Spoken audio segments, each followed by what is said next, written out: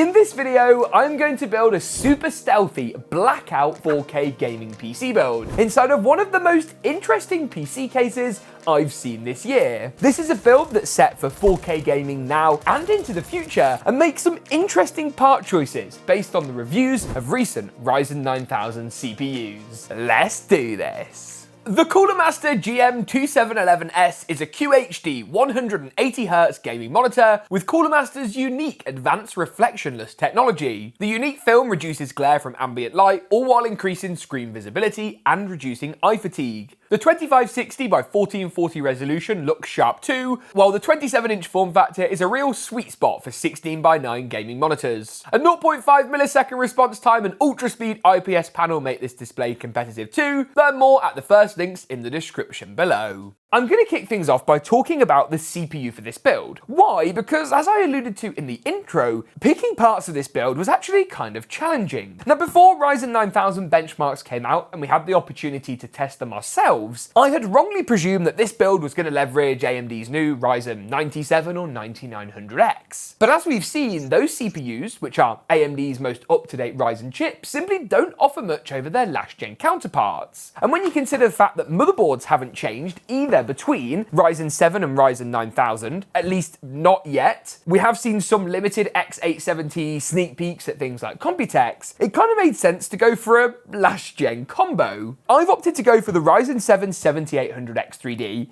and the Asus X670E Plus Wi-Fi. Now, the 7800X3D remains the fastest gaming CPU right now. Yes, you only get 8 cores and 16 threads. That's a lot less than the 24 cores or 16 cores you'll find on Intel's high-end 14th gen, and significantly less than the 16 cores you'll find on AMD's Ryzen 9 9000 series CPUs. The thing that makes this chip different though is all the L3 cache, the high clock speeds, and while it isn't as power efficient as the new Ryzen 9000 processors, frankly, who really cares? I'm also going to be adding into this build 32GB of memory from Team Group. This is their T-Force Delta DDR5. Now, this kit in particular is a 32GB 6400MHz kit with a low latency. I believe it's a CL30 or 32 kit, something that's going to make a massive difference to performance. I'll also be adding in Samsung's 990 Pro SSD. This one in particular is a 2TB model, and as far as Gen 4 NVMe drives go, this is one of my favourites. If you're on the lookout, by the way, for a fast Gen 5 drive for this build, for even quicker storage, I'd opt for something like the Corsair MP700 range of drives. They do a really good one that doesn't require a fan or large heatsink. Now, I'm going to crack on with the motherboard assembly first up, and then I'll walk you guys through the rest of the parts in this build, the GPU, case, fans and power supply a little bit later. I'm going to begin with the motherboard and getting this out of the box and ready to go. This tough gaming board is not one of the most expensive X670 boards around, and given the fact that you can't really overclock the X3D CPUs anyway, you could argue that a B650 board might be a better pick. I went for this on the basis of good upgrade paths over years to come, and the slightly better power delivery over B series would be useful if you went for a higher end CPU in the future. I'm sure if you're watching this video, you know how to install a CPU by now, so I won't bore you with the tutorial, but if you don't, check out our how to build a gaming PC video in the cards now. I have to be careful with the pins on the motherboard now that AMD have moved them. Do love the AM5 platform. Was actually really upset when I saw that Ryzen 9000 just wasn't really worth it. I'm hoping that that'll change when they release the X3D refreshes. If you really wanted to keep on brand with the Thermaltake theme in this build, they do their own memory, but I've been digging this T-Force Delta recently, so for me, this is what I'm going to opt for. I'm going to install these into the grey slots for this system. Some good upgrade paths, not only for the CPU, but for memory too. If you, of course, wanted to add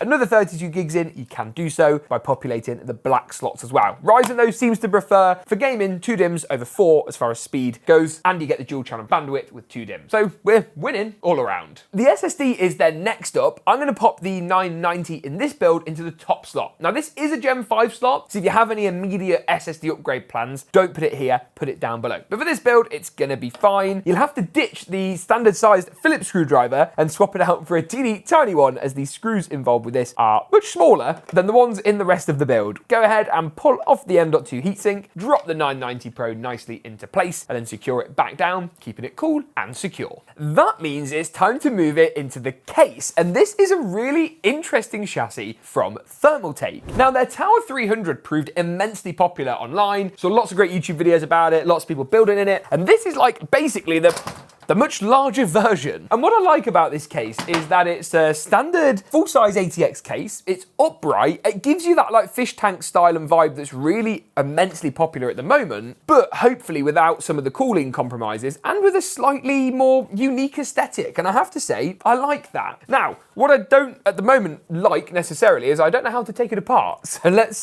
figure that out first. There we go. So that just comes off. It looks like we've got a bit of a peel situation. The panels are stuck together, which is very helpful, not at all helpful. Once you figure out what you're doing though, it's actually all very toolless. I've not used a screwdriver yet, and I've taken off pretty much all of the panels. I think these corner pieces here are fixed, so you can't take those off. But there are these like magnetic plates in the middle, which look like they sort of pop out. Sorry, to give you better access to your cable management and all your fans. Okay. Now, as standard, this case does have support for large radiators with rails on both sides and mesh, so you're gonna get loads of great airflow. The motherboard is a side-on orientation, but it is full-size ATX, plus a top plate you can remove to support longer graphics cards. So that's definitely something I'll be looking at a little bit later. Power supply goes in the bottom. So this is like I suppose a two-chamber PC case, but sort of standing upright, and the GPU is gonna sit vertically. That's gonna help completely eradicate things like GPU sag, which are a real bonus. Now, the only thing about this design that I know not everybody is going to be a fan of is where your I/O is located. So the I/O actually sits here. There is then a cutout for those cables to reach through. It's not ideal. If you're wiring up the system once to a full setup and don't plan on touching it much, it's probably fine. And the downside of that, Thermaltake try and make up for with 4 USB Type A, 3 ports, and a USB Type C. So high-speed USB-As, high-speed USB-C, all on the front panel and nice and easy to access. Now, as if that wasn't enough, they also sell an optional stand kit. So if you want the case to be on its side, a little something like this, you can actually do that if you want to showcase your build in a slightly different way. So it's different. It's not going to be to everybody's taste, but I like the Tau 300, and I think this could look quite good once it's all built up. We'll obviously review this case in full on the website, so you can check that out once the article is live. Now, I'm going to slide the motherboard in, and as I say, it feels weird doing it side on, but it'll all start to make sense as the build progresses. I'm going to go ahead and fasten this down with all the usual screws. Just be careful, as there's only one standoff holding it in now. Would have been nice to see a couple of raised standoffs just to make this bit of the build a little bit easier. Next up on the list is the CPU cooler, and this makes the most sense to do at this stage while the case is still fairly open and easy to get to. Now, this is a 360mm unit. The 7800X3D does run fairly hot, not anywhere near as hot as some of the Intel chips, and of course Ryzen 9000 does run cooler. That is one of the advantages. However, this is going to be perfectly sufficient and going to give us really great airflow. I'm thinking of installing it on this side of the case in exhaust, the reason being so that I can pull all of the fresh air in from this side and past the GPU. I think that is going to make the most sense from an airflow perspective. This is one of Thermaltake's newer coolers and actually comes with their magnetically connecting fans. Obviously, this is a trend we're seeing across the industry now. It's one that I really actually like and I think makes things so much easier when it comes to building a PC. I can give you guys a super quick and easy demo as to how this works. Yeah, that's it. You just, it's really, really simple. And then on the end of this one here, there's a little gold contact strip, and this is what you're going to use to actually connect it up to the motherboard or any various controllers. Obviously, this is more simple because there's no RGB, but having these fans that snap together when there's lighting or even screens involved just makes cable management so much easier than it would otherwise be. It means there is one cable for a collection of 3 fans, rather than having obviously a fan for each cable and then potentially extra cables for the RGB too. Now, you'll probably remember earlier that I said this build was going to be stealthy. So why then have I gone for a CPU water block that is, well, RGB? Either I'm going to set it to white to try and keep it nice and simple, or I'm just not going to plug it in at all. And when I say not plug it in, I'm going to plug in the PWM cable that actually makes the pump run, but the 5V ARGB, you don't actually need to use if you don't want to.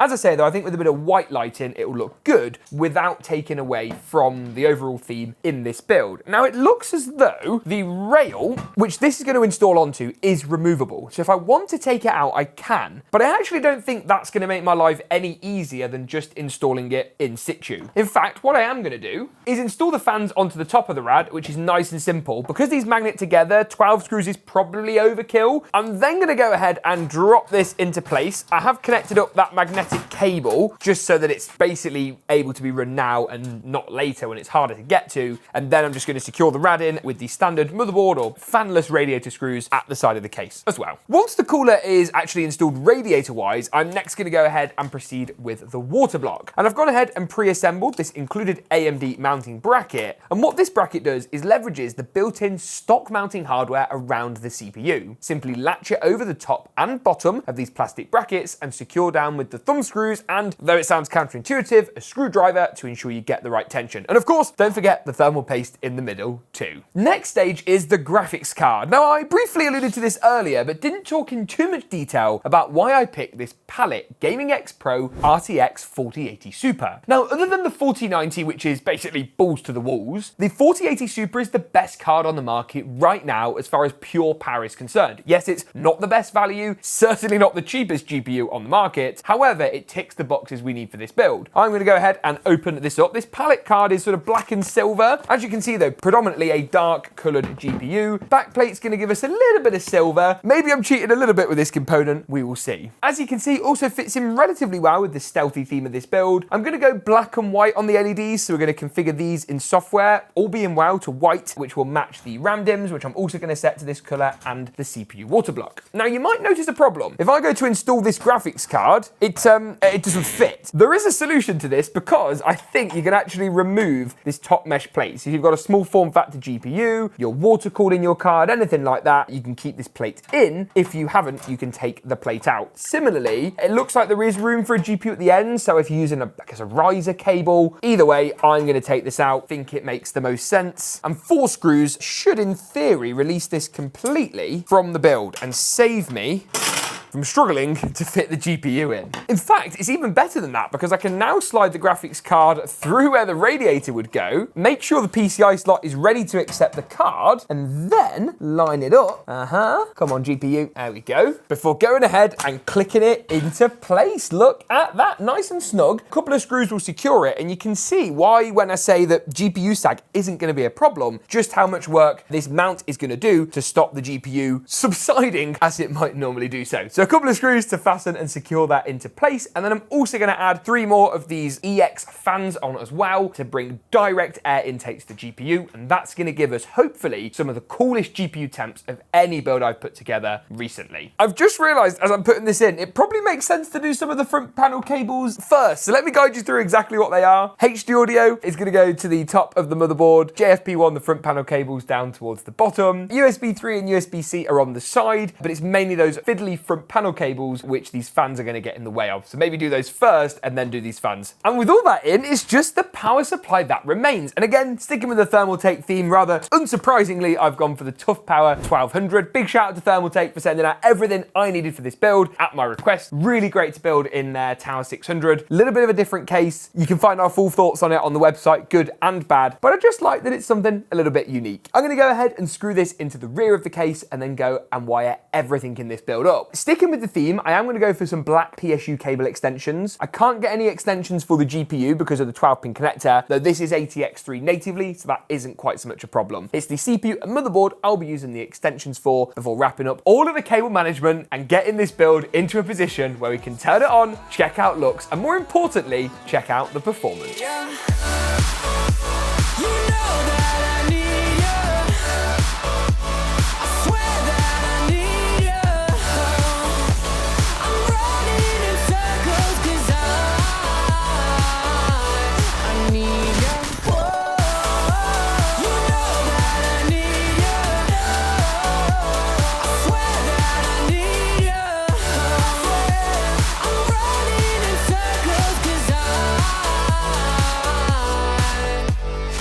Moving through to look at performance, and it's no surprise to see this 4080 Super build perform pretty well. I mean, this is one of the best, most powerful GPUs you can buy right now, barring of course the ridiculously expensive RTX 4090. Now, first up on the testing agenda was Alan Wake 2, and the settings for this game are a bit of a mouthful. 4K high, DLSS 3.0 enabled and set to quality, NVIDIA frame generation on, and RTX on high. Now let me break that down. DLSS is NVIDIA's AI-backed resolution scaler, which is good. Quality is the preset you want to use anything more aggressive than this is going to really hurt the visual fidelity. FrameGen is then going to actually use that data to interleave extra frames between, while RTX or ray tracing on high is going to give us those nice path trace shadows and reflections. Now the result of all that is a game that looks visually incredible, and frame rate wise at 4K is really solid at 76 FPS on average to be precise. Now this is a title where you do need that NVIDIA specific feature set. You do need their DLSS FrameGen because AMD's alternative is simply not as good, and you do need the better ray tracing if you want to take advantage of these settings. Now that gives you an idea of some of the key NVIDIA selling points for this GPU and a practical implementation, but not all games are so bound by these NVIDIA features. Call of Duty's Warzone is a great example. We tested at 4K high, DLSS on the quality mode, the FSR quality would be okay too, and the game performed well at 127 FPS on average. DLSS given us another 30 or so frames, but certainly not taking the game from an unplayable to a playable level. In Starfield at 4K high settings, the build did pretty well too, and no ray tracing or DLSS makes the whole thing a bit more difficult to run and gives us a realistic rasterization result. Here at 4K high, the build still did well, 79 FPS on average, which I was pretty pleased with. Hogwarts Legacy at 4K high is next up. Again, the build performed really in line with what I expected. 82 FPS on average is a mighty fine result, and gameplay was buttery smooth and looked superb. Fortnite was next up at 1080p competitive. Here the build achieved a really strong 312 FPS on average. 1080p comp is a good way of testing Fortnite and the way most of you guys play. Everything set to low except the render distance, which was tuned up to far. Moved through into Apex Legends at 4K high, and the build again did well, 185 frames per second on average. Pretty pleased with that. But we tested Cyberpunk to round things off too, again at that 4K high settings preset. Here the build exceeded 70 FPS with 71 frames per second on average to be precise. This is a system that does stack up well across all the latest AAA titles, and you won't be surprised to see a build quite this expensive deliver such strong frame rates across the board. What do you guys think of this build? Let me know in the comments down below, and if you want to pick up any of the parts mentioned today, they'll be linked at the affiliate links in the description too. Get subscribed if you aren't already,